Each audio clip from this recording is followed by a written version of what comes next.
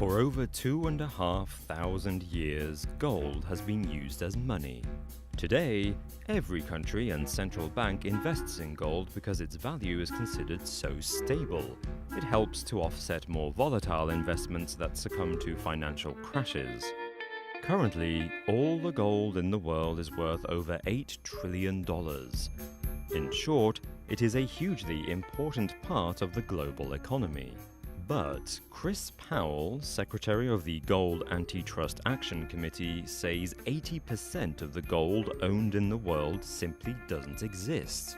If he's right, it is the biggest case of fraud in history. Over 2,000 tons of gold are mined every year.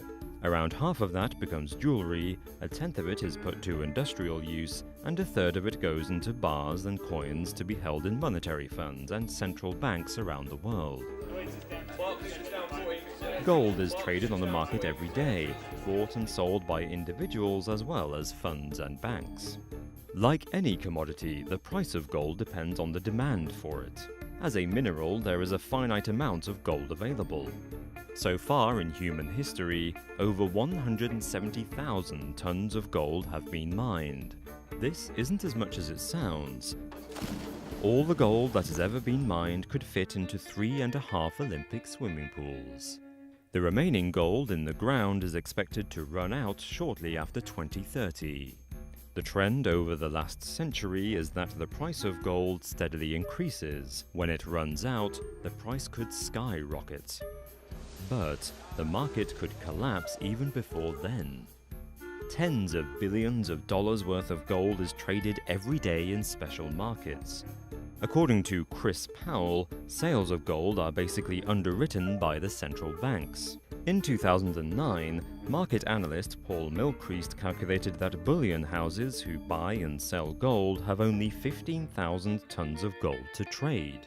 He also worked out that 2,134 tons of gold were traded every day on the London market alone.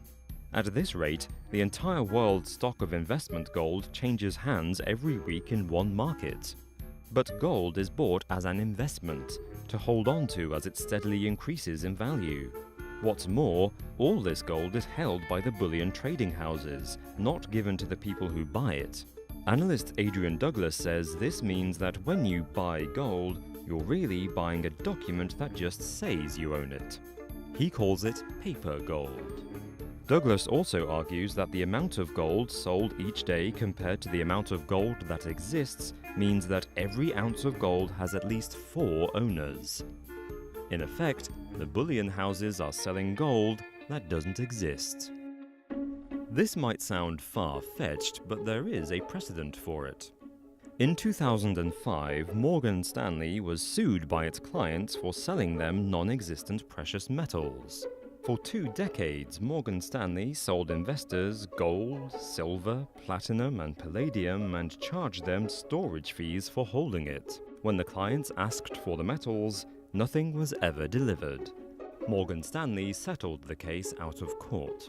Meanwhile, JP Morgan Chase & Company is currently being sued for manipulating the price of silver. In January 2017, Keith Neumeyer, the CEO of silver mining company First Majestic, said the same manipulation is being carried out in the gold market. If more gold is being sold than actually exists, it could have disastrous consequences. If Adrian Douglas is correct that each ounce of gold is owned by 4 people, each one of those owners has a right to claim that ounce of gold. If people simply ask to be given the precious metal they officially own, the banks and bullion houses would not be able to give it to any of them. They would become bankrupt. The price of gold would then rise to stratospheric heights. As Chris Powell put it, there may not be enough zeros in the world to put behind the gold price. This could have the effect of devaluing currencies around the world, since a country's ability to purchase one of the world's most important commodities would be drastically reduced. However, the effect might not be that cataclysmic. Almost every country in the world has abandoned the gold standard. This means their currencies are not tied to the value of gold. Rather, the value of money is tied to the worth of the goods and services countries provide. Moreover, the price of gold is less stable than its reputation suggests, yet economies have continued well in spite of this. If the price of gold went sky high, it would cause the collapse of the gold market and the gold mining industry, but probably not the economy. Nevertheless, in recent years, Russia and China have been buying up gold, the real thing, not paper gold, and increasing their national reserves. They seem to be doing this to strengthen their own economies, in particular against the US dollar. The balance of power seems to be shifting. In the next few years, if Eastern nations decide to tie their currencies to the value of gold, it could cause a collapse in the Western economy. If, after that, it were then revealed that gold is far, far rarer than the markets pretend, the global economy would be seriously under threat. The USA still has by far the largest reserves of gold in the world, and is one of the biggest producers and third biggest consumer of gold, after India and China. Yet China claims to have only half the amount of gold we expect it to have, from the quantity it's been buying.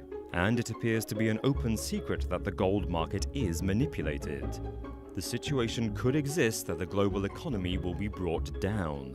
Perhaps the whole system is based on a lie, and perhaps that lie will have consequences.